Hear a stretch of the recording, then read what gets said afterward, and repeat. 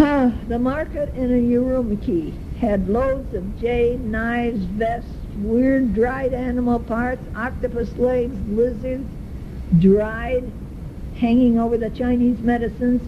I had to buy cough medicine, but I gave up and I asked Raiza to get it for me. And it works, but it has a smell to it, and it must be the dried lizard legs. I think so. We had a Mongolian lunch with a pot of stock over the fire on the table. Each one of us had our own little fire pot. And then we would add noodles, mushrooms, rice, squash, shrimp, chicken, whatever you want, and it was excellent. And you ate it with chopsticks and slurped the broth. This was Tom's surprise to us. And Matthew's surprise was that he gave us a little green frog with a sewing kit inside. Our room in Urumqi was the best, with terry cloth robes, slippers, and last night at the hotel we had 31 hot servers over sterno, 2 dessert stands, 1 sushi stand, and 1 bread stand. Food for hundreds. We will fly over the Talakaman Desert and stop at Oxnu.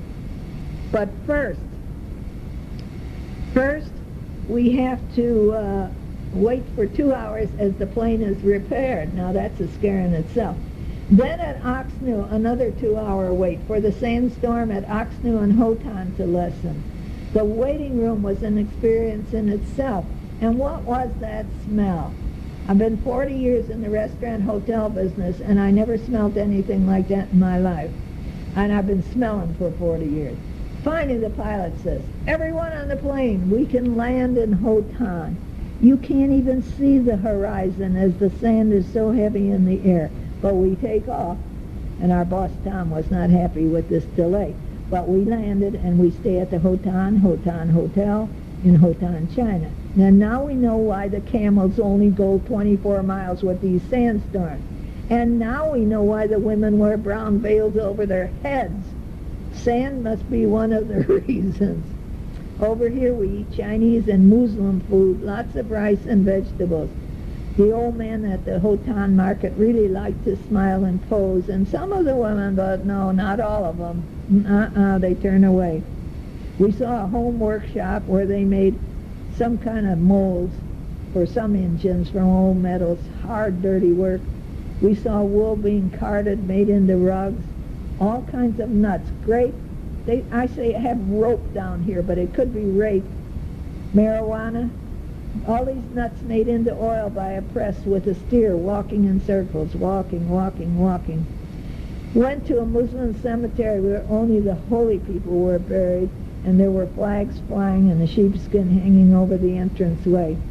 It is so sandy here, and the wind blows like crazy, like the Dust Bowl in Colorado 50 years ago. Our local guide is Abdul Karim, a Muslim, as also our guide Matthew is a Manchurian, and he's 41 years old, and I thought he was 31. Now, what can I say about this? Oh, at the Silkworm Institute we saw eggs on cards, and I was impressed.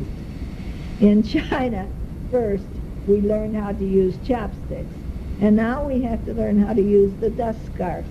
There is sand on every leaf, on every tree. Over here, there was a building that had machines that did the work. They didn't need the ladies there. It weaved by machine. And it was dark in the building. And there was a tiny light here and there, every other machine. And just a couple of ladies running around watching. But the worst thing was the noise. Oh my God, clacking. What a racket. I am sure that those ladies will have a hearing problem. I could only stay in there for a couple of minutes. I had to leave. The noise was deafening.